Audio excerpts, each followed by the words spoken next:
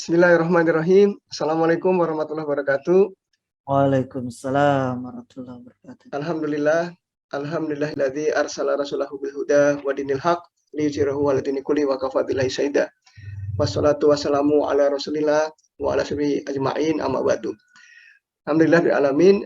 Kang Dedi, hatur nuhun ini. Terima Siap. kasih Kang Dedi. Wabil khusus juga ada Kang Rohim, Kang Asep, dan tentunya Pak Arwin yang kita hormati. Dan rasanya bahagia sekali saya pribadi dan tentunya kita semua ya di hari yang penuh berkah ini, di bulan yang penuh berkah ini kita bisa bersama-sama dalam satu agenda penting ini. Saya aturkan juga terima kasih undangan ini dan semoga ini satu langkah bersama ya. Saya juga ingin belajar dari business owner di sini dan juga ke rekan-rekan semua. Dan tadi sudah disampaikan ya, saya kira introduction ini sangat penting dari Kang Asep Erwin ya. Bagaimana para sahabat Rasulullah SAW menjadi sosok yang penting dalam leadership bisnis, dalam kreativitas bisnis, dan juga membangun satu operasional bisnis yang luar biasa ya dalam kejayaan Islam. Nah, rekan-rekan yang berbahagia, izinkan saya mungkin dalam kesempatan ini meng-highlight beberapa isu penting atau katakanlah kita mendiskusikan banyak hal penting. Dan saya juga berharap sebenarnya tidak juga ingin menggarami air di laut ini Kang Asep. Ini para business owner yang sudah jatuh bangun dan tentunya punya visi yang kuat tentang bisnis kita. Nah mungkin izin kami share screen sedikit di file ini. Semoga bisa ditampilkan. Sebentar ya Pak.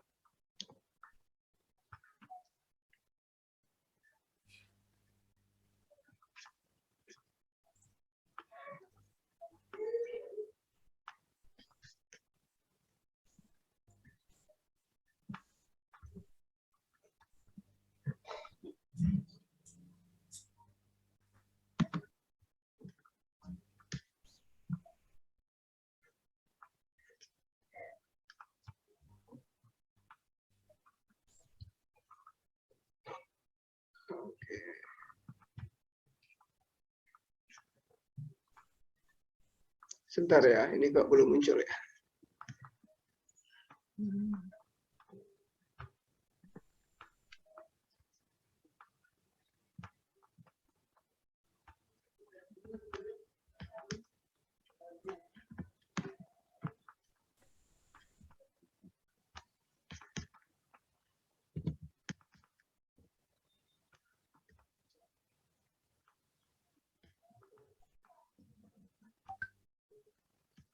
Oke, semoga sudah tampil ya. Sudah, Pak. Baik. Ya, mohon izin ini satu slide yang sederhana saja bagi rekan-rekan semua. Kita mungkin mulai tadi sudah disampaikan ketika kita mendiskusikan sosok Rasulullah SAW dan juga generasi terbaik para sahabat Rasulullah yang membangun bisnis. Kita teringat satu buku penting ya dalam kajian ekonomi modern ya dari Adam Smith. Nah, teman-teman mungkin sering ya membaca tentang buku ini atau mendengar Adam Smith sebagai bapak ekonomi modern. Nah, rekan-rekan yang berbahagia, buku ini buku yang ditulis oleh Adam Smith banyak tentunya, tapi salah satu masterpiece beliau adalah The Wealth of Nation. Ya, itu yang dianggap menjadi basic dari pengembangan ilmu ekonomi modern. Nah, rekan-rekan yang berbahagia, kita sering lupa sebenarnya ada satu fase di mana tadi kejayaan Islam ya dari zaman Rasulullah SAW sampai kemudian para khalifah dan seterusnya tabi'in itu melahirkan satu kejayaan Islam yang mungkin lebih dari 6 sampai 7 abad ya. Nah, itu oleh peradaban barat dianggap the dark age ya atau abad-abad kegelapan. Jadi mereka secara literally itu memang mengatakan abad itu nggak muncul satu tokoh, satu peradaban yang baik. Jadi kayak zaman yang hilang begitu ya. Padahal itu zaman kejayaan Islam. Nah, tentunya kita tidak sedang bernostalgia tentang kejayaan Islam, tapi kita mengambil ibroh-ibroh penting atau mengambil hikmah yang terjadi pada waktu itu. Nah, jadi Adam Smith ini rupanya adalah seorang cendekiawan atau ekonom di Inggris yang sempat menjadi atase di Perancis. Nah, pada waktu itu, katakan tahun 18-an itu ya, 1819 itu dia sempat banyak berinteraksi dengan peradaban Islam ketika selama di Prancis. Nah, kemudian kita ingat sebenarnya kalau dikatakan Adam Smith tidak mencontek atau menjiplak, sebenarnya Adam Smith sedang terinspirasi begitu dalam kitab Abu Ubaid ya yang ditulis oleh dalam kitab Al-Amwal yang ditulis oleh Abu Ubaid. Nah, jadi dari judulnya saja Al-Amwal itu bisa dimaknai mirip sekali dengan The Wealth of Nation, ya, kemakmuran bangsa-bangsa. Nah, kemudian lagi banyak sekali pelajaran-pelajaran penting dalam ilmu ekonomi modern itu diletakkan dasar-dasarnya oleh Adam Smith dengan terinspirasi buku tadi. Yang pertama adalah tentang invisible hand. Nah, invisible hand ini kan sebenarnya menjelaskan tentang mekanisme pasar. Bagaimana supply dan demand itu supply dan demand itu bisa terjadi karena adanya mekanisme pasar. Ya, dengan semua jenis pasar yang dijelaskan dalam teori ekonomi. Ya, kita nggak membahas detail itu, tapi seringkali orang memahami tentang mekanisme pasar itu seakan-akan terjadi begitu saja. Nah, kalau kita sebagai seorang Muslim, kita memandang satu hal tentang adanya qadarullah, ya, tentang adanya kita beriman kepada takdir. Nah, tapi takdir yang terjadi itu karena kita sebagai manusia itu punya interaksi, punya ikhtiar yang terbaik, ya, effort terbaik, lalu kita ada supply dan demand, ya, ada permintaan dan ada penawaran, maka terjadi keseimbangan di pasar. Nah, sayangnya hikmah seperti itu tidak ditangkap secara mendalam oleh para cendekiawan katakanlah non-Muslim. Ya, mereka mengambil dari kitab-kitab tadi, tapi menjelaskan mereka sebut invisible hand, tahan tangan tidak kelihatan. Ya, padahal kalau kita memandang itu bagian dari hukum-hukum Allah yang ada di alam semesta ini. Sebagaimana kita ketahui, kita sebagai seorang Muslim itu dipandu dengan ayat-ayat kauliyah dan ayat kauniyah. Ayat-ayat kauliyah itu yang kita pahami Al-Quran, As-Sunnah gitu ya, perintah-perintah Allah dan Rasulnya itu dipandang sebagai kauliyah. Tapi ayat-ayat kauniyah yang ada di alam semesta ini, ya, katakan dalam bisnis itu ada harga, lalu ada kompetitif, ada adanya siklus ekonomi dan sebagainya, itu ada hukum-hukum Allah di alam semesta. Nah, jadi yang pertama Adam Smith sangat terpesona gitu ya dengan konsep Islam yang mengembangkan mekanisme pasar. Nah, itu rupanya berurutan sampai katakanlah kalau kita lihat banyak sekali para cendekiawan Muslim, ya kita bisa sebut Ibnu Khaldun, ya tidak saja dikenal sebagai sosiologis, ahli sosiolog, tapi juga pakar ekonomi karena menjelaskan tentang interaksi bangsa-bangsa dan jatuh bangunnya bangsa karena proses ekonomi politik. Atau Imam Al-Ghazali, ya, yang juga menjelaskan begitu banyak tentang supply dan demand, bahkan Ibnu Taimiyah, ya, dan seterusnya. Nah, jadi itu yang pertama. Yang kedua yang menarik, nah dalam konteks kita hari ini, dalam satu penjelasan di dalam buku Adam Smith itu, Adam Smith mengatakan bahwa salah satu tradisi peradaban yang baik dalam bisnis, dia katakan adalah peradaban Arab. Jadi peradaban Arab waktu itu memang sudah, dia tidak mengatakan peradaban Islam, ya, mungkin ada rasa sentimen atau tidak mengenal dengan baik, tapi memang pada waktu itu peradaban Barat itu, peradaban Arab dan dunia Islam itu mencapai kejayaannya, ya. Nah, jadi diceritakan oleh Adam Smith itu kalau orang-orang peradaban Arab itu berbisnis, mereka datang suatu kota atau suatu wilayah, itu mereka melakukan lobby-lobby dengan cara sangat baik, mengundang makan, lalu berdialog, gitu ya. Jadi prinsip-prinsip bagaimana networking dan bagaimana konsep networking relationship itu dibangun dengan baik oleh peradaban Arab. Nah, itu diceritakan dengan jelas oleh Adam Smith dan mengatakan itulah peradaban ekonomi yang luar biasa. Nah, jadi rekan-rekan yang berbahagia, satu episode ini saja mungkin bisa menggambarkan kita ya, kita sebagai seorang Muslim itu ternyata mendapat warisan hasanah yang luar biasa. Sayangnya mungkin kita belum menggali itu atau terkadang kita terkecoh ya seakan-akan yang dari barat itu sepenuhnya bukan milik kita atau dari barat itu hebat gitu ya. Padahal kita memiliki itu. Ya, jadi hikmah yang kita miliki lalu diambil oleh masyarakat barat atau masyarakat apapun itu sesungguhnya milik nilai-nilai keislaman. Nah, itu harus kita ambil kembali, yaitu milik kita, ya. Oke. Nah, sekarang kita lanjutkan misalnya kita mulai Itu sebagai pengantar awal. Sebentar. Oke. Kita mulai dari sebuah pertanyaan. Izin kami kutip dari beberapa sumber, Pak Arwin dan Pak Asep. Mungkin bagi rekan-rekan owner bisnis, nah ini kita mulai challenge ya. Kira-kira apa sih entrepreneur itu, gitu ya? Apa sih seorang pengusaha begitu? Apakah kita termasuk di dalamnya, gitu ya?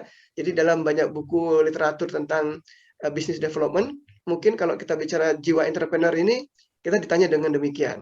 Dan para pakar, juga para praktisi entrepreneur ya, saya ingat betul mungkin dulu rekan-rekan jaringan pengusaha Muslim Indonesia, kemudian juga banyak yang lain, mungkin juga waktu itu kita mengundang Pak almarhum Pak Bob Sadino gitu ya, dan juga tokoh-tokoh yang lain, kita bisa belajar dari mereka, dari Pak Khairul Tanjung, dari Kolong Merat, seperti apa mereka membangun jiwa entrepreneur ini.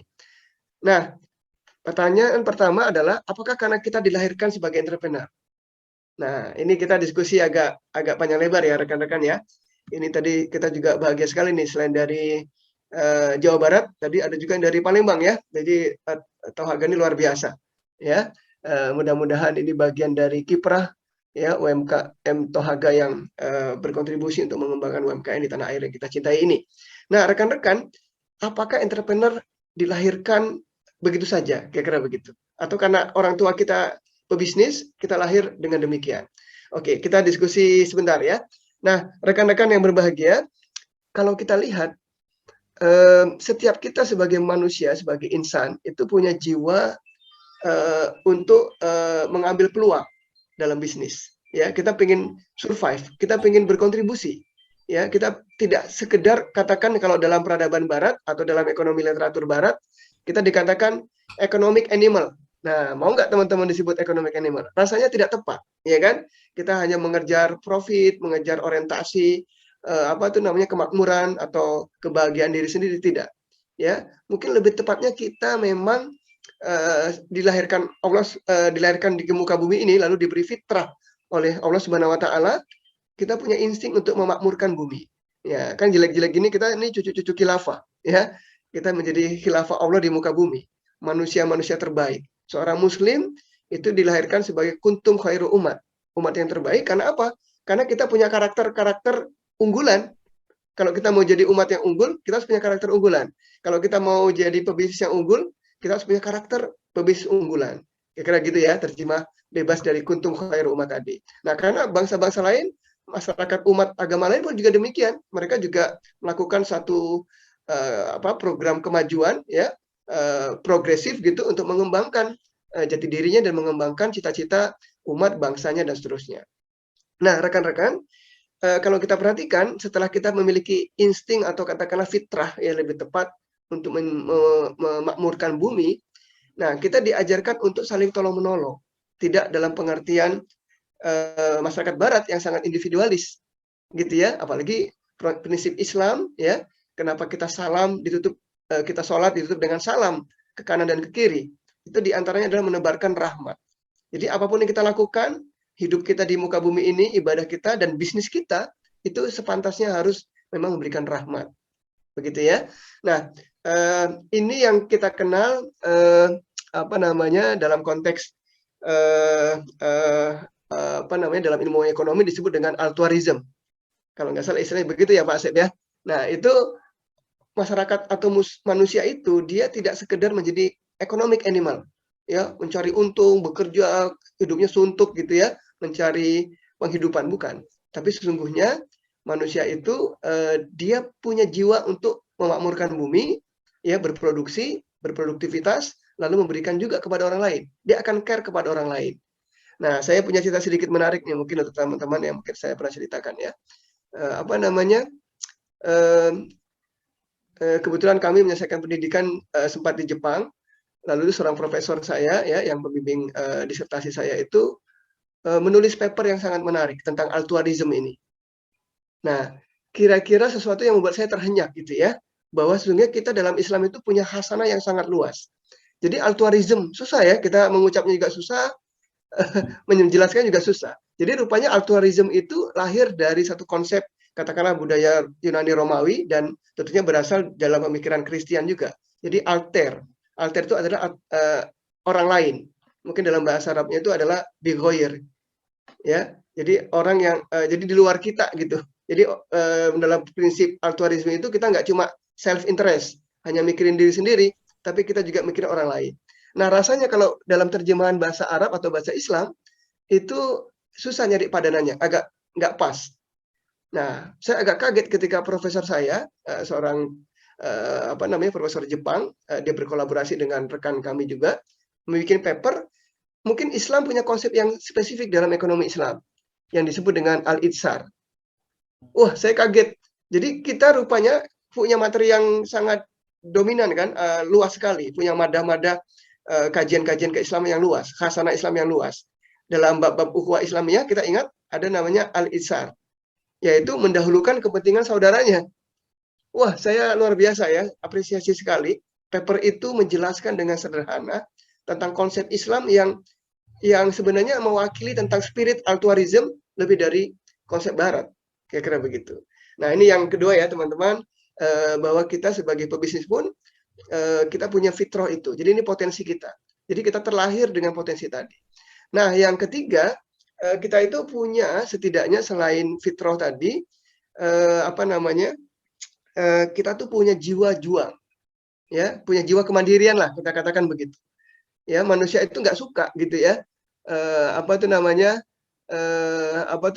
berpangku tangan, ya. Manusia yang mandiri itu nggak suka berpangku tangan, nggak suka hanya minta-minta, dia harus berproduksi, punya daya juang untuk menghidupi dirinya sendiri. Kalau di dalam bahasa-bahasa guyon itu ya, kalau teman-teman perhatikan ini kan Indonesia kreatif banget ya, suka di belakang-belakang truk itu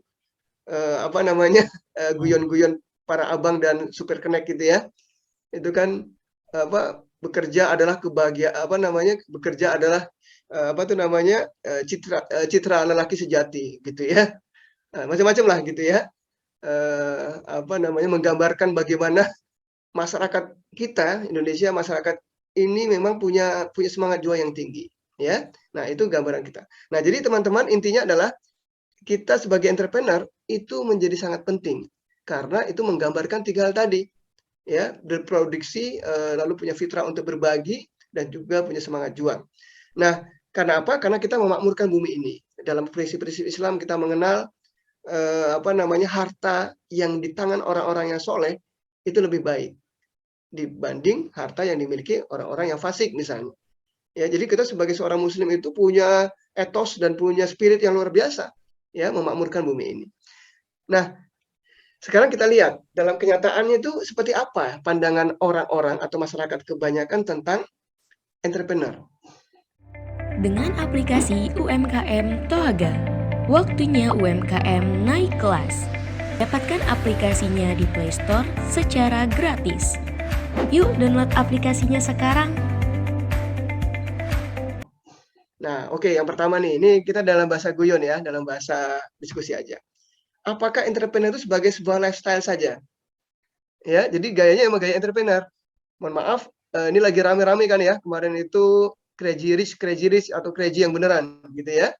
Ya. Satu lapisan masyarakat ya, satu sisi kita bersyukur ya, saya sedikit sharing, misalnya di dalam banyak universitas atau di anak-anak milenial, itu memang semangat menjadi entrepreneur sangat tinggi.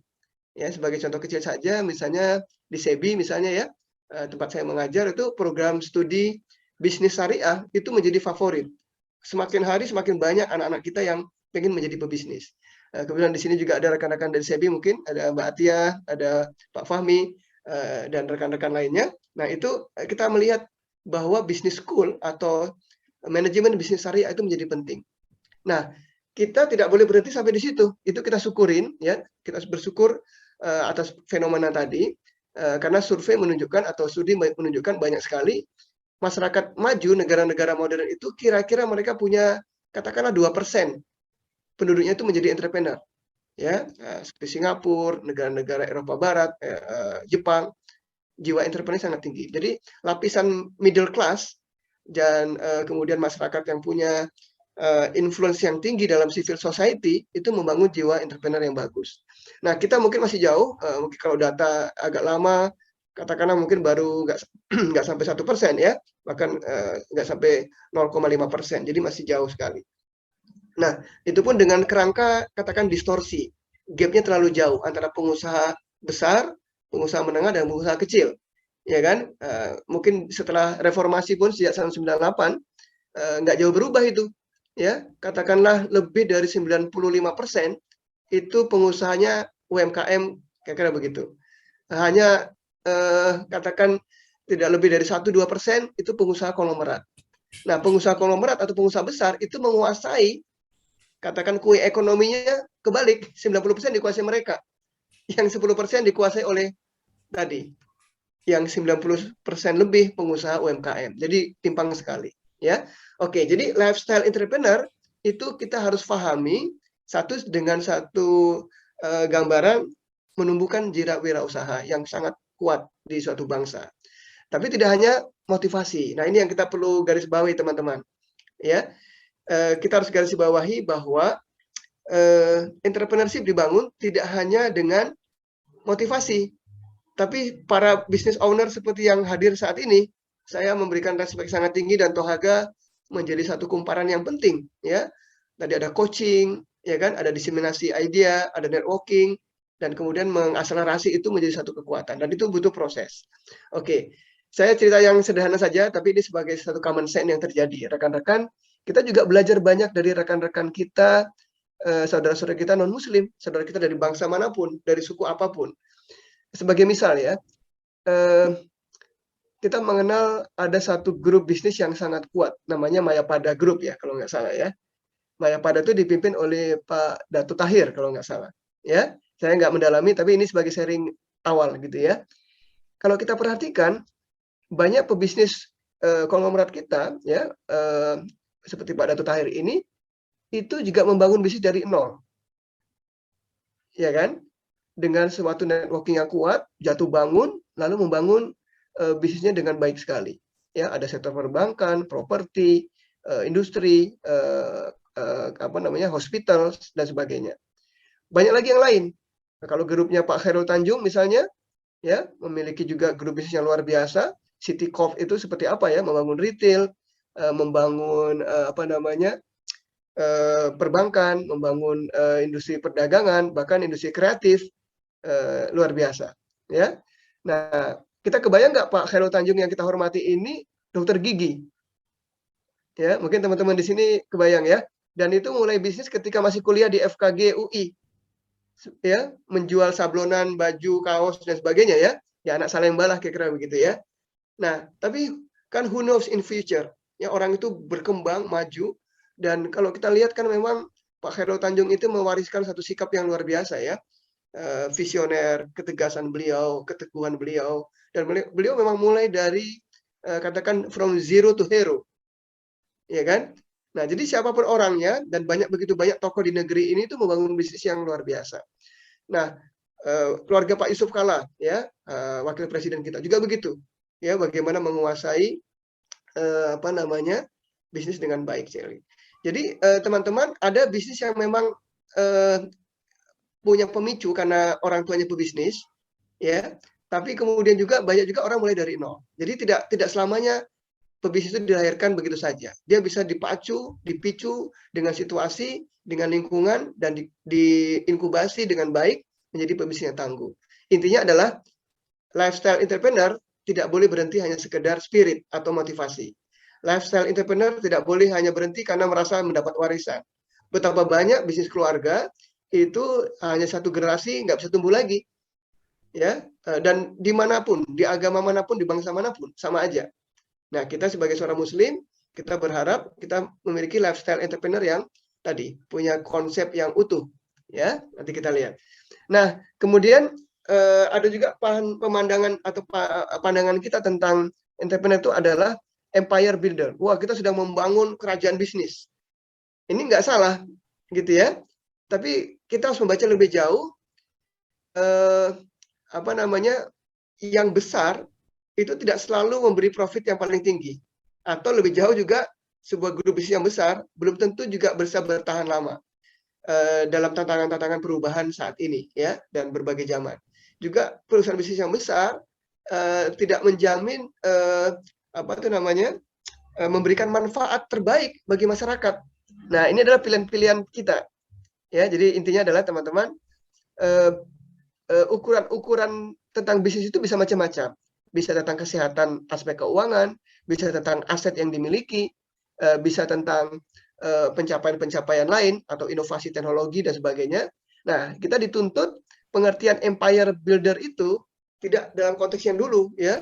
Misalnya katakan ya, ketika zaman sahabat Rasulullah SAW, kafilah dagang itu ya memang trading, ya. Jadi peradaban di Timur Tengah pada waktu itu memang trading. Ya, jadi maskapai dagang yang luar biasa. Ya, ketika kita dijajah oleh VOC itu kan demi maskapai dagang. Jadi awalnya Belanda itu masuk lewat maskapai dagang, bukan langsung tentara Belanda menjajah gitu ya. Jadi kita bisa bayangkan ya betapa kayanya dulu VOC itu menjadi konglomerat, lalu merusak tatanan ekonomi di Nusantara, lalu akhirnya menjajah kita dengan kekuatan militer. Nah, jadi sekali lagi memahami empire bisnis itu dalam konteks yang lebih luas. Apalagi hari-hari ini. Nah, teman-teman, kita lihat digital bisnis itu akan menjadi tren ke depan.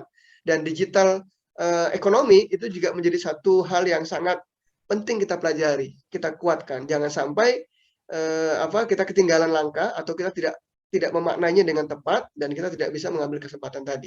Sebagai misalnya aset-aset yang selama ini kita kenal dengan namanya aset fisik, ya, kemudian pada waktu katakan 10-20 tahun terakhir kita mengenal adanya aset intangible, aktiva tak berwujud, ya, entah itu namanya inovasi, entah itu namanya sumber daya manusia, entah itu namanya paten. Nah, sekarang kita menghadapi lagi aset digital. Nah, seperti apa nih? Jangan-jangan kita umat Islam atau saya gitu, udah nggak bankable, nggak punya aset fisik, nggak punya juga aset digital. Nah, ini kan umat Islam bisa ketinggalan. Ya, oke. Baik, nah rekan-rekan, ini ada yang menarik ya. Kalau kita lihat juga ada tipikal orang atau kelompok entrepreneur itu dengan jiwa social entrepreneur. Ya, walaupun tadi yang pertama dan kedua pun sebenarnya ada jiwa tadi altruism, itsar atau filantropi ya. Tadi Datuk Tahir terkenal sangat menjadi filantropis yang kuat di Indonesia. Pak Hairul Tanjung juga begitu, dalam skala lebih luas. Mark Zuckerberg atau katakan Bill Gates juga mengembangkan lembaga-lembaga filantropi. Nah, tapi sekarang social entrepreneur ini fenomena menarik. Ya, bahwa entrepreneur itu tidak selamanya juga dalam konteks komersial saja. Ya. Bisnis, perusahaan, company gitu, itulah entrepreneur. Nah, tapi bisa juga kerja-kerja sosial atau kerja-kerja pemberdayaan masyarakat itu juga membutuhkan entrepreneur. Oke, mungkin kita sudah pernah baca ya, tokoh yang sangat terkenal di sini dan juga menjadi peraih Nobel dalam bidang perdamaian adalah Profesor Muhammad Yunus dari Bangladesh. Nah, teman-teman kebayang nggak ya, ini cerita sedikit. Prof. Yunus ini dari Bangladesh, meraih PhD in Economics di Vanderbilt University di Amerika Serikat tahun 79, lalu pulang. Nah, seperti kita ketahui beliau mengajar di Chittagong University di Bangladesh. Nah, seperti kita ketahui di Bangladesh ini negeri Muslim yang menyedihkan ya, apalagi di tahun-tahun 70-an itu ya, bencana alam, kemiskinan, korupsi, tirani, militer, macam-macam lah, kebodohan, ya, dan sebagainya. Nah, bisa dibayangkan ya, ketika dalam kondisi seperti itu, Prof. Yunus ini mengajar di kampus gitu, mungkin kalau di Bandung ngajar di mana ya, di Unpad gitu ya, di Fakultas Ekonomi Unpad, mungkin dulu di Dipati Ukur ya, tapi di seberang sana, nggak jauh dari masyarakat itu, begitu banyak masyarakat miskin yang meninggal, mati karena kelaparan. Jadi fenomenanya mengerikan waktu itu di Bangladesh ya, beliau mengajar ilmu ekonomi, tapi di wilayah Chittagong itu begitu banyak mayat berkelimpangan karena kelaparan. Maka beliau mengembangkan singkat cerita yang namanya microfinance. Nah, microfinance-nya tentu masih dengan konsep yang katakanlah konvensional, lalu beliau kembangkan dengan jiwa social entrepreneur, perusahaan-perusahaan yang sederhana seperti di Indonesia sebenarnya. Ya, istilahnya kalau kita tuh dulu misalnya listrik masuk desa, kemudian mengembangkan UMKM di desa. Ya, paling terkenal adalah mahasiswinya. Mahasiswinya itu namanya Sofia Katun, itu yang pertama kali adalah pembuat tembikar, pembuat gerabah ya, tembikar dari tanah liat. Lalu ditanya oleh Muhammad Yunus, kira-kira butuh berapa biayanya ini? Kira-kira dia butuh $1 misalnya, tapi dia harus mengembalikan jadi $10 karena terkenal rentenir. Nah, itu Prof. Yunus pertama kali mengembangkan Grameen Bank. Ya, Grameen itu sendiri artinya kan desa. Jadi seperti bank desa di kita, seperti koperasi unit desa di kita. Jadi banyak ide-idenya kita sudah punya, tapi bagaimana itu menjadi suatu fenomenal, itu yang harus kita pikirkan, kita kembangkan. Nah, mudah-mudahan Tohaga dan jaring komunitas kita ini bisa mengembangkan tadi. Oke, singkat cerita, rekan-rekan social entrepreneur ini menjadi penting bagi kita. Karena memang aspek pemberdayaan, filantropi, zakat dan wakaf, semua itu lembaga-lembaga harus dikembangkan untuk dengan cara profesional untuk tumbuh menjadi entrepreneur. Oke, nah teman-teman ada satu lagi nih yang disebut dengan intrapreneur, mungkin agak jarang dibahas. Jadi nggak selamanya orang yang punya visi entrepreneur itu langsung menjadi entrepreneur. Kita bisa saja menjadi karyawan, menjadi eksekutif, tapi semua kita harus punya jiwa entrepreneur. Katakan kalau teman-teman eksekutif yang bekerja di sebuah perusahaan gitu ya, lalu teman-teman harus punya prinsip bisa mengalokasikan budget ya anggaran dengan baik, punya jiwa mengembangkan bisnis dengan baik. Maka kalau enggak ya teman-teman hanya sebagai pekerja. Nah, jadi jiwa entrepreneur itu dikembangkan ketika kita mungkin bukan pemilik, tidak harus jadi pemilik, tapi kita punya jiwa entrepreneur.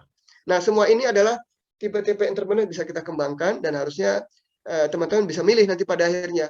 Ya, tidak harus milih, tapi juga mengembangkan arahnya dalam konteks seperti ini. Oke, nah rekan-rekan tadi sudah disinggung secara luas.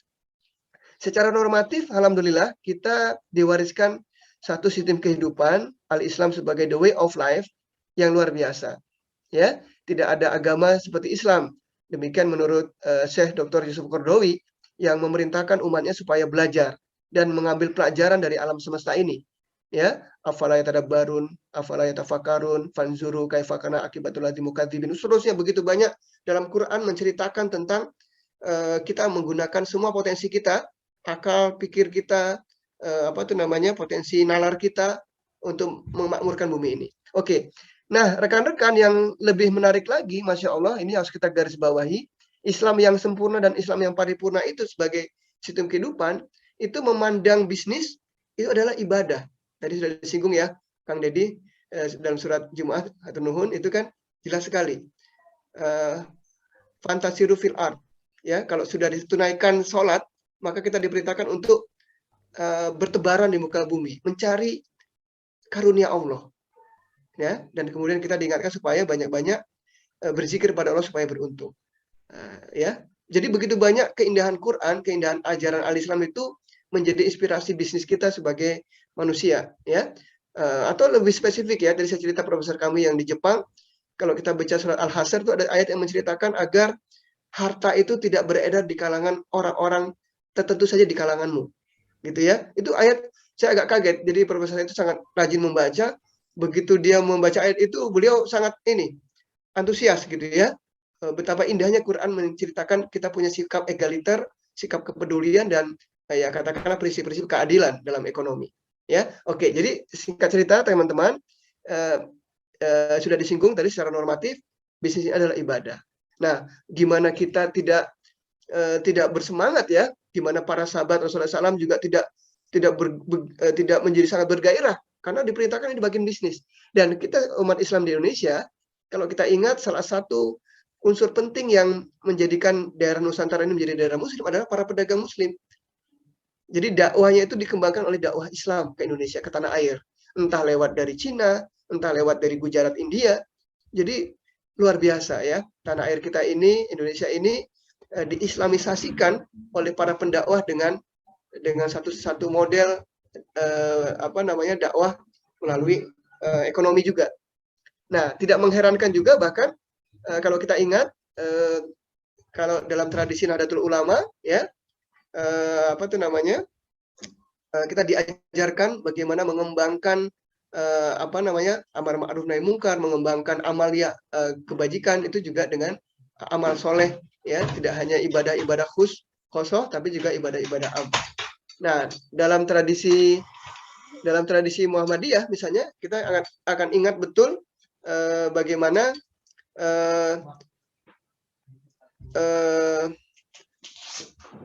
Allahumma sholli ala sayyidina Muhammad, pendiri Muhammadiyah itu juga mengembangkan bagaimana dakwah itu Kyai Ahmad Dahlan ya, mengembangkan dakwah melalui ekonomi. Ya, dengan slogannya hidup-hidupkanlah Muhammadiyah, jangan hidup dari Muhammadiyah.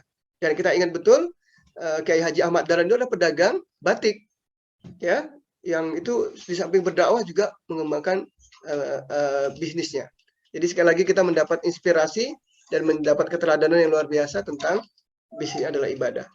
Nah, kemudian hal yang penting ya, kita tadi sudah disinggung tentang bertindak jujur. Nah, rekan-rekan yang berbahagia, kejujuran ini adalah mata uang yang berlaku dimanapun. Ya, sekali lancung ke ujian, maka orang tidak akan percaya. Maka kita jangan kompromi, ya, bahwa kejujuran itu menjadi satu integritas kita yang nggak bisa ditawar. Gitu ya, tadi sudah disinggung juga para sahabat, kemudian juga teladan dari Rasulullah SAW, ya, tidak boleh berkhianat dan seterusnya dalam bisnis. Oke, nah rekan-rekan, ada satu lagi yang penting, ya, dalam bisnis kita ini, kita sebagai Muslim diperintahkan untuk menjadi pribadi-pribadi yang pandai bersyukur, ya kan? La in syakartum la azidanakum, ya. Kalau kita bersyukur, Allah akan tambah nikmat kita, ya kan? Nah, jadi 3 hal normatif ini sepertinya menjadi sangat penting. Nah, pertanyaan sekarang, teman-teman yang ada dalam praktik bisnis ini atau juga business owner ini, apakah cukup dalam konteks etika dan norma-norma ini? Nah, ternyata Rasulullah SAW dan para sahabat itu tidak berhenti sampai di sini. Nah, kita lihat misalnya yang pertama, ternyata para sahabat dan Rasulullah SAW itu juga punya jiwa visi bisnis yang tinggi. Ya kan? Nah, bahkan kalau kita lihat bagaimana Rasulullah SAW dan Khadijah radhiyallahu anha, itu kan gambaran terjadinya musyarakah, terjadinya fikih muamalat dalam konteks begitu banyak kehidupan Rasulullah dan Khadijah. Ya kan? Jadi Rasulullah SAW itu kan mendapat gelar Al-Amin, diantaranya adalah karena katakanlah menjadi manajer dari maskapai bisnisnya Khadijah, ya, sebelum menikah, orang yang sangat terpercaya.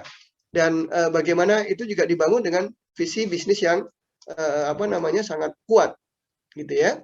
Oke, kemudian setelah itu kalau kita perhatikan selain visi bisnis, apa yang mendorong keberhasilan para sahabat? Kalau kita lihat adalah kemampuan marketing, ya, sebagaimana tadi, bayangin ya, sampai ke Nusantara ini para pedagang Islam dan pendakwah Islam itu mengembangkan sekaligus berdagang. Ya, jadi kalau nggak punya visi bisnis dan marketing yang baik, nggak mungkin. Ya, bahkan dalam pribadi Khadijah misalnya ya, nggak mungkin punya multinational company kan, pada saat itu sudah mengirim barang trading internasional sampai ke Syam, sampai ke mana-mana gitu ya. Jadi kalau kita perhatikan tidak mungkin Khadijah bisa melaksanakan bisnis seperti itu kalau nggak punya kemampuan ilmu marketing yang sangat dalam. Nah, jadi yang ketiga mungkin kita bisa sebut katakanlah passion. Ya, apapun profesi itu harus dicintai. Nah, termasuk bisnis ini nggak bisa seperti apa ya, ala kadarnya gitu. Ya, dia seperti kita sedang menumbuhkan sebuah tanaman, kita pelihara, kita rawat, menumbuhkan membesarkan anak gitu ya, kita jaga, kita rawat, kita perhatikan dan sebagainya. Jadi diri ayah betul gitu istilahnya ya, di-maintain betul dan di-manage agar bisnisnya tumbuh. Nggak bisa asal-asalan. Begitu kita lepaskan dari quality control dari bisnis kita, mungkin kita akan mengalami fase-fase decline. Oke ya. Nah, jadi rekan-rekan pandai bersyukur ini tadi kita gambarkan sampai seperti itu. Menumbuhkan rasa kita terus mengembangkan inovasi, mengembangkan kemampuan marketing dan seterusnya. Baik. Nah, sekarang agak spesifik, ada satu hadis yang panjang disampaikan oleh Muaz bin Jabal radhiyallahu anhu. Rasulullah SAW berbicara kepada kita tentang etika bisnis sesungguhnya. Nah, ini menarik nih ya bagi kita karena kita punya katakan platform atau bingkai yang penting tentang bisnis kita. Rasulullah SAW bersabda, sungguh penghasilan yang terbaik adalah penghasilan para pedagang yang apabila berbicara dia tidak bohong. Nah, jadi kita juga mengenal hadis yang lain ya, dalam tadi 99 pintu rezeki, perdagangan itu menjadi satu kuncinya. Nah, kemudian juga pedagang yang jujur gitu ya, dalam banyak hadis lain disampaikan demikian. Nah, di sini lebih spesifik dikatakan para pedagang yang berbicara tidak bohong. Apabila diberi amanah tidak berkhianat. Apabila ia berjanji tidak mengingkarinya. Apabila ia membeli tidak mencela. Apabila ia menjual tidak berlebih-lebihan dalam menaikkan harga. Apabila berhutang, tidak menunda-nunda pelunasannya. Dan apabila ia menagih hutang, tidak memperberat orang-orang yang sedang kesulitan. Nah, ini etika bisnis yang sangat mendalam. Mungkin ada 7 etika bisnis di sini dalam satu hadis diceritakan kepada kita. Nah, rekan-rekan berbahagia, maka tidak heran tadi kalau kita ingat ya, satu kisah Adam Smith yang menceritakan dalam bukunya The Wealth of Nations, peradaban Arab waktu itu yang beliau katakan begitu, itu punya etika bisnis yang luar biasa. Jadi kagak zaman lagi dah, ya. Kalau bisnis itu curang gitu ya. Kalau dalam kisah yang pernah diceritakan di Madinah, ya mungkin teman-teman juga sudah membaca atau pernah mendengar ceritanya ya. Para pedagang di Madinah itu mengeluh, kenapa mereka kalah saing dengan Yahudi, gitu ya. Padahal kita sudah jujur, kita sudah ini gitu, ya. Nah rupanya tidak sekedar jujur yang dituntut. Tadi ada inovasi, ada visi bisnis, tapi juga ada spirit mencari keberkahan yang itu tidak dimiliki oleh mungkin umat-umat yang lain, ya, atau para pedagang yang konvensional kayak kira begitu. Dan jadi Rasulullah mengatakan, oh kalian sudah jujur ya, tapi kok masih kalah dari persaingan Yahudi, ya. Nah ternyata Rasul mengajarkan kalau gitu banyakin sedekah. Nah maka para sahabat waktu itu ya memenuhi semua etika bisnis ya, jujur, kemudian tidak mengurangi takaran dan segala macam, tapi hatinya dibuka selalu baik, ya intinya nggak pelit gitu ya. Mirip dengan tradisi perdagangan kita di Indonesia, Bapak Ibu di UMKM gitu ya, kalau jualan itu seringkali nambahin ya, biar beratnya angot gitu ya. Kemudian juga tidak ragu-ragu ya memberikan sedekah kepada fakir miskin. Nah semua itu rupanya etika bisnis yang membuat keberkahan. Jadi selain profesional, selain tadi juga inovasi, tapi mencari keberkahan itu menjadi penting, ya. Oke, jadi ini menarik teman-teman ya. Tidak akan menjadi miskin ketika seorang itu menjadi dermawan, gitu ya. Nah itu dibuktikan dalam sisi lain. Oke, nah sekarang lebih dalam, mungkin saya agak spesifik ya, walaupun topiknya tadi pada para sahabat, mungkin pelajaran dari Sayyidah Khadijah radhiyallahu anha ini menjadi penting bagi kita, ya, karena kita mengenal sosok beliau, ya sudah mungkin nggak habis-habisnya kalau kita gali ya, tapi paling tidak ada 6 poin penting di sini. Pertama, ternyata Khadijah radhiyallahu anha itu memiliki superioritas atau level keimanan yang tinggi, ya. Nah ini teman-teman, kalau kita perhatikan beliau menjadi orang yang pertama masuk Islam, kemudian begitu mencintai dan melindungi Rasulullah SAW, jadi punya ketakwaan yang begitu tinggi. Nah, rekan-rekan yang berbahagia, dalam tingkat yang paling sederhana, kita semua berdoa dan kita berharap ya, mudah-mudahan Ramadan ini ya menjadi kesempatan kembali bagi kita ya, mengasah keimanan kita, memupuk keimanan kita, ya, meningkatkan ketakwaan kita. Nah, kalau dalam kajian-kajian mungkin museologi modern, kita mengenal ada namanya corporate mystic, ya, atau katakanlah mistikus korporat. Jadi ada satu buku yang menceritakan hal itu, mungkin di tahun-tahun 80-an, 90-an ya. Ternyata para eksekutif, para pebisnis itu punya jiwa keagamaan yang tinggi, apapun agamanya. Kalau dia Buddha, dia mungkin akan punya etika bisnis Buddha. Kalau dia Kristen, mungkin dia akan sangat concern tentang jiwa-jiwa Kristen. Nah, kaum muslimin juga harusnya begitu. Ketika kita menjadi pengusaha, menjadi pebisnis, itu tidak pernah lepas dari keimanan yang kuat. Kira-kira begitu ya. Nah, keimanan ini yang mendorong kita tadi bekerja lebih keras, bahkan punya dedikasi yang luar biasa. Ya, diceritakan dalam buku itu misalnya banyak eksekutif yang sudah pensiun, itu kalau mereka punya jiwa corporate mystic, atau dalam bahasa kita mungkin sufi korporat gitu ya. Walaupun dia menjadi eksekutif, tapi punya jiwa tasawuf yang dalam. Nah itu walaupun sudah pensiun, tapi untuk kepentingan kantor, kepentingan bisnisnya, mereka siap berdedikasi tanpa dibayar sekalipun. Seperti itu ya, jadi jiwa-jiwa yang unik.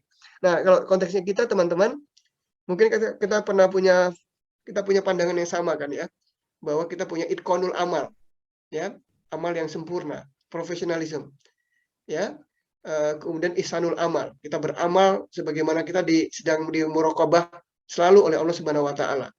Nah, tapi lebih dari itu kita juga punya semangat kan, istilahnya apa? Kalau malam seperti rahib-rahib pendeta yang tadaruk gitu ya kepada Allah Subhanahu wa taala dalam mihrab-mihrab ibadahnya. Tapi ketika siang seperti singa yang begitu kuat gitu ya membela dakwah, membela Islam ini. Nah, bayangkan kalau bisnis ini bagian dari jihad ekonomi kita, maka kita juga begitu, ya, punya jiwa keimanan yang tinggi, tapi juga punya daya juang bisnis yang luar biasa. Baik, nah kemudian Khadijah radhiyallahu anha juga memiliki tadi mental wirausaha yang sangat tangguh, terbukti, ya, membangun maskapai bisnisnya seperti itu pada zaman itu, ya, bisa kebayang ya. Kemudian juga yang ketiga, Sayyidah Khadijah ini memiliki aspek permodalan yang kokoh. Nah ini, ada kekuatan ekonominya juga dibangun dengan financial sector atau financial aspek begitu ya. Nah, tapi walaupun bukan modal segala-galanya, ya, tapi jelas permodalan ini dengan ditata dengan kontrak-kontrak Islami, ya, dengan kejujuran dan seterusnya, maka kita lihat bisnisnya maskapai bisnisnya Khadijah ini sangat maju dan sangat berhasil. Nah, kemudian kalau kita lihat ada poin penting ya, kenapa Khadijah memilih Rasulullah SAW sebagai salah satu manajernya ya pada waktu itu misalnya ya. Artinya sangat jeli dalam merekrut sumber daya manusia. Jadi mitra bisnis itu sangat penting ya. Kalau kita mungkin dalam bahasa kita ya, mencari partner itu sangat penting dalam bisnis. Ya kan? Kita harus punya perencanaan bisnis ya, lalu detail yang sangat jelas kepada mitra, bahkan sampai ketika terjadi konflik dalam bisnis. Harus ada exit strateginya. Jangan bicaranya hanya yang manis-manis aja atau hanya yang sukses aja. Tapi kalau ada kegagalan bisnis seperti apa? Nah, ini kan memilih mitra yang terbaik ya. Kemudian tadi sudah jelas juga Khadijah radhiyallahu anha sangat dermawan. Jadi selalu ya kita lihat tidak hanya di kalangan apapun, tapi Khadijah ini selalu menjadi contoh kita bahwa Islam itu sangat mendorong jiwa-jiwa dermawan. Nah, kemudian yang penting, nah ini bagi kita semua ya, Khadijah ini tergambar juga sosok yang sangat tepat atau berani mengambil keputusan. Nah, making decision itu sangat penting. Nah, dalam bisnis juga demikian. Kapan saatnya kita bisa melakukan investasi, kapan saatnya kita mengerem investasi atau sebaliknya kita menentukan harga, ya, mengambil kesempatan peluang dan sebagainya. Nah, itu semua kalau kita perhatikan ada dalam sosok Khadijah. Nah, ini saya kira ada 6 prinsip ya atau 6 ibroh yang penting kita bisa lihat dari salah satu sosok penting dalam entrepreneur muslim, yaitu Ummu Khadijah radhiyallahu anha. Baik. Nah, rekan-rekan yang berbahagia, mungkin di bagian akhir ini izinkan saya mungkin sharing, kita coba lihat beberapa hal penting yang sekiranya tadi menambah pemahaman kita tentang bisnis ini dibangun tidak saja dalam konsep normatif, tapi juga kalau kita perhatikan kita harus jeli untuk mencapai kesuksesan. Baik, ini saya kutip dari satu buku marketing sebenarnya dari Mark Plus tentang middle class Muslim. Ya, oke. Yang pertama teman-teman, mungkin saya refleksikan satu kisah dulu ya, satu kisah sederhana saja mungkin ya, ada di lingkungan kita misalnya. Ada tradisi kan pasar kaget gitu ya, atau mungkin bazar Ramadan atau apapun ya, atau kalau teman-teman di kampus mungkin atau di sekolah di berbagai komunitas tuh sering suka ada bazar. Nah, ini juga terjadi di saya pernah amatin ketika sekolah di Malaysia juga sama tuh. Jadi konsep bazar atau pasar kaget itu kan ada di mana-mana ya, bahkan di luar negeri seperti di Eropa pun ada. Saya lupa namanya itu apa ya, mungkin mereka sebutnya Sunday market gitu-gitulah ya. Bahkan di Inggris itu ada yang modelnya tuh kayak pasar kaget, tapi menjual barang bekas, semuanya bawa pakai mobil, mobilnya itu dibuka itunya, bagasi belakangnya, itu dijual macam-macam, ya intinya barang bekas berkualitas gitu ya. Nah, jadi di mana-mana selalu terjadi. Kalau di India, Pakistan, malah sudah seperti konsep zaman Rasulullah ya, pasarnya itu luas sekali, besar, itu pasar malam lah kira-kira gitu. Nah, singkat cerita, ada yang menarik kalau kita perhatikan ya, kemampuan para UMKM pedagang itu kan bagaimana mengendus customer atau konsumen dan pasar. Kalau kita tidak pandai mengendus konsumen dan pasar, nanti jualan kita nggak laku. Kita menjual sesuatu barang yang sebetulnya tidak dibutuhkan atau tidak terlalu tidak terlalu besar marketnya. Nah, ini perlu diperhatikan. Ya, jadi memahami struktur pasar itu jadi penting bagi seorang pengusaha. Sebagai misal ya, Kalau di pasar kaget itu kita jualnya katakanlah kerajinan, souvenir. Souvenir yang sifatnya itu mungkin tidak trendy gitu ya. Katakanlah figura, katakanlah mungkin vas bunga misalnya ya. Nah, sementara yang dibutuhkan di pasar kaget itu adalah barang-barang ringkas yang mereka butuhkan, misalnya ya, dalam satu kondisi begitu. Maka kita mungkin salah membaca apa yang dibutuhkan customer. Akibatnya mungkin jualan kita tidak akan laku, gitu ya. Nah, tapi kalau kita pandai mengendus apa yang dibutuhkan oleh customer kita atau calon konsumen kita, dan di tiap wilayah mungkin berbeda-beda, tiap zaman atau tiap waktu, tiap tempat juga berbeda, hari jualannya juga mungkin berbeda, tanggal tua seperti apa, tanggal muda seperti apa, itu sangat diperlukan. Ya, jadi membedah market structure itu diperlukan ketika kita menjadi pengusaha. Oke, jadi prinsip yang pertama, teman-teman harus diperhatikan. Ini konteksnya Indonesia ya, konteksnya kita sekarang ini sedang mengalami transformasi. Middle class Muslim yang tumbuh, juga Indonesia ekonominya tumbuh. Kita lewati dulu atau kita tidak terlalu perhatikan kondisi ketidakpastian ekonomi, sosial politik, dan sebagainya ya. Kita anggap Indonesia ini memang market yang sangat besar. Jumlah penduduk Muslim terbesar di dunia, demografi yang akan menghadapi bonus demografi, di mana kelas pekerja akan dominan. Jadi piramida penduduk kita itu akan besar di tengah. Jadi usia-usia produktif, katakan dari usia katakanlah 20-an sampai 30-40 itu akan banyak sampai 25 tahun ke depan. Nah, berarti kan akan banyak keluarga baru tumbuh. Akan banyak kelas menengah yang punya income yang semakin baik. Kalau keluarga baru tumbuh, akan banyak dibutuhkan rumah pemukiman. Akan dibutuhkan mungkin juga konsumsi yang memadai bagi kelas menengah, dan seterusnya. Nah, teman-teman, prinsip yang pertama dalam konteks tadi, middle class Muslim yang tumbuh ini, customer kita atau konsumen kita itu akan semakin religius. Mereka mencari nilai-nilai keagamaan. Ya, ini menarik nih. Ya, jadi teman-teman, kalau kita perhatikan, kita lihat karena middle class kita tumbuh sangat pesat, ya, dan itu ekonomi kita menjadi sangat kuat. Kalau kita perhatikan ya, kalau semua kondisi ketidakpastian itu standar saja ya, setelah pandemi, setelah konstelasi global politik ekonomi seperti ini, kita mungkin dalam waktu 30-50 tahun ke depan, kita akan menjadi ekonomi nomor 4 atau nomor 5 terbesar di dunia. Jadi kue ekonominya kan besar banget. Nah, ini teman-teman Tohaga mau nggak ngambil kue ekonomi ini? Atau mau diserahkan orang lain? Tadi ya, keluarga Muslim yang begitu banyak, keluarga-keluarga muda. Apa yang dibutuhkan oleh keluarga-keluarga muda kita ini?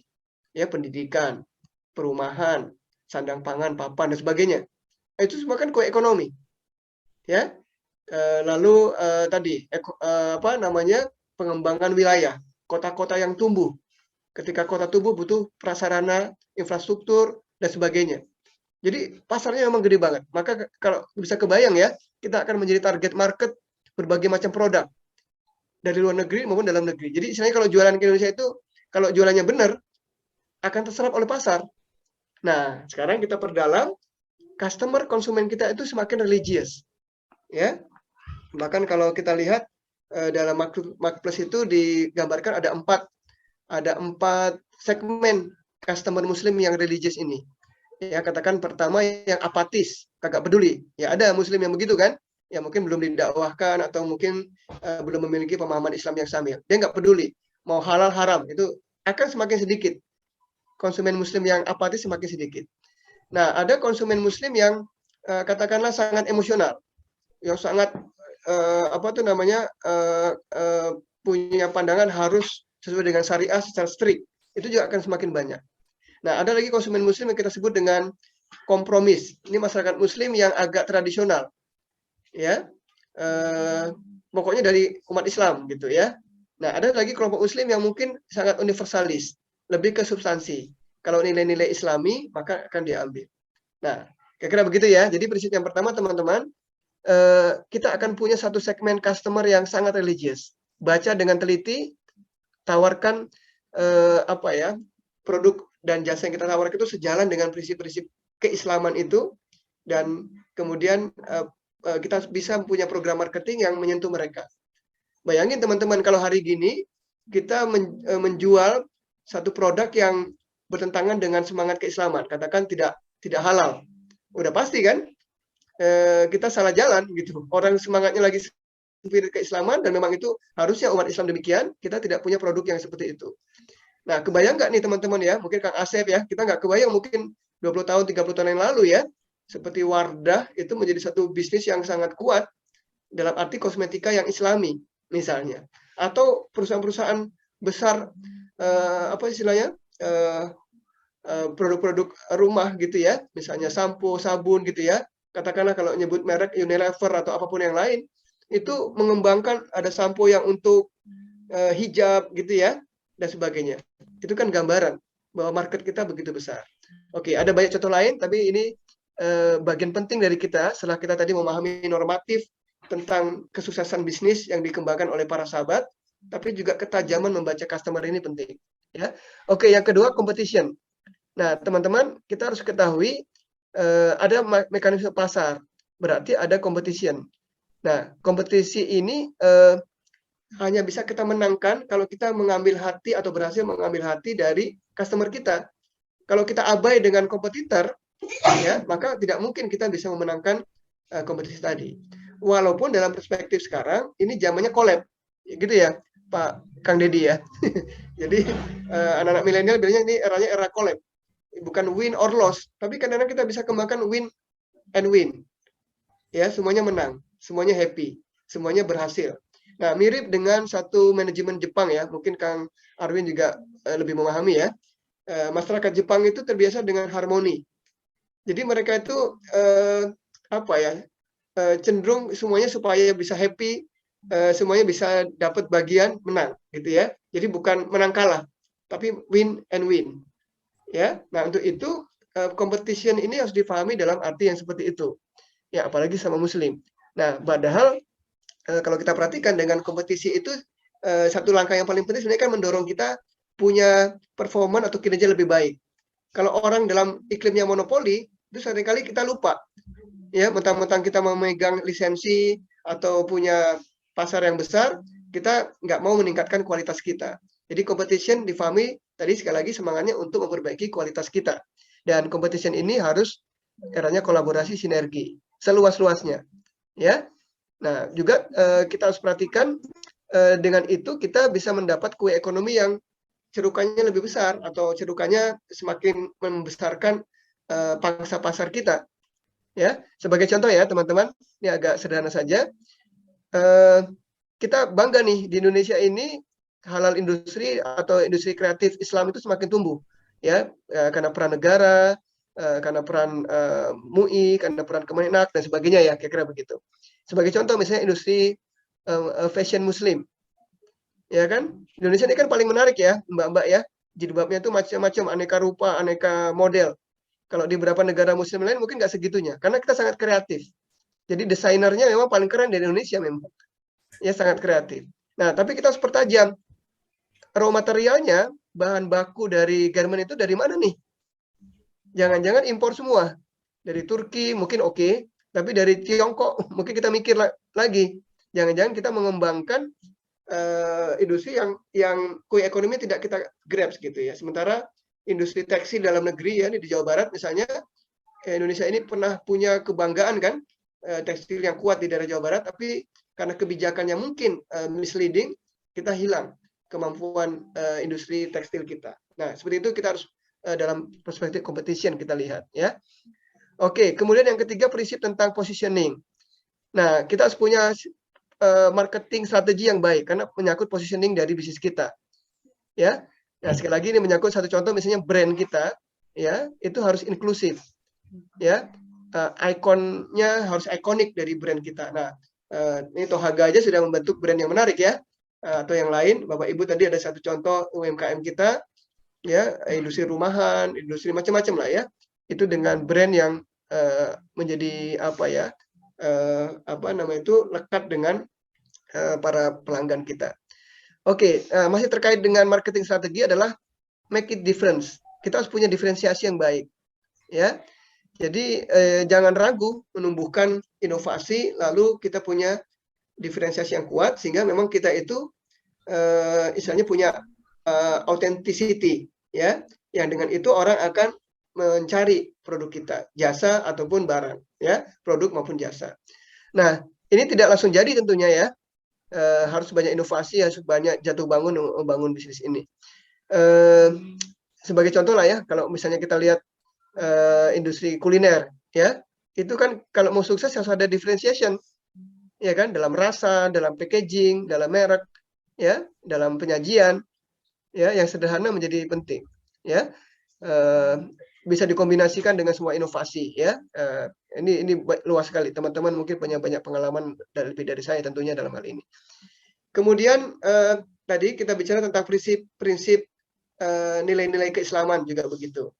Nah, produk-produk yang kita tawarkan itu harus bisa menyeimbangkan antara nilai-nilai keislaman yang harus dijaga, tapi juga manfaatnya, gitu ya. Jangan misalnya, oke, ini halal, tapi nggak toyib, kasarnya terlalu jauh begitu ya, nggak sehat, ya itu nanti kontradiksi, ya kan? Jadi kita punya satu kepaduan misalnya halal dan toyib, maka harus bagus. Toyib ini dalam arti kualitas, delivery service-nya dan sebagainya ya kalau dia jasa. Jadi jangan mentang-mentang dari produsen muslim lalu kita abaikan tuh, ya, seperti tadi. Oke, yang terakhir adalah bagaimana kita membangun engagement atau melakukan kontak dengan pelanggan kita, komunitas kita, segmen market kita. Nah, eranya tadi era yang kita sebut dengan bisnis digital, teman-teman, ini jadi berbeda nih, ya.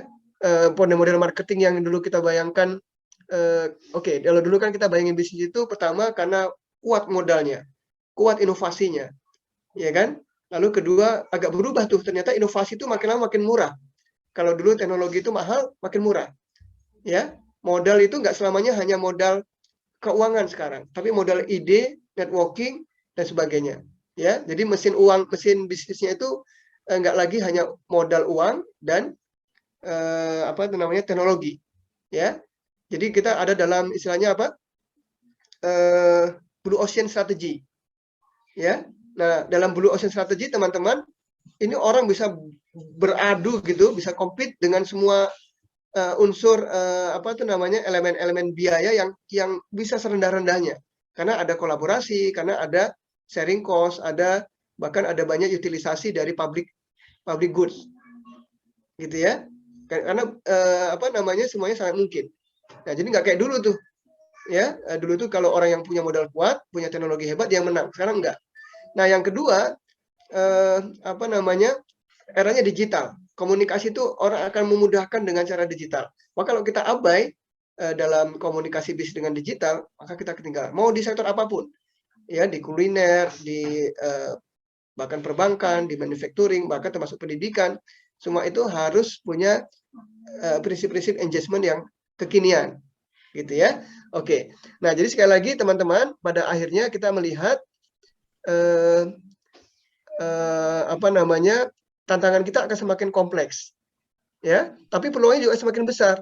Allah Subhanahu Wa Taala kan tidak memberikan satu tantangan itu saja, tapi juga peluang bagi kita.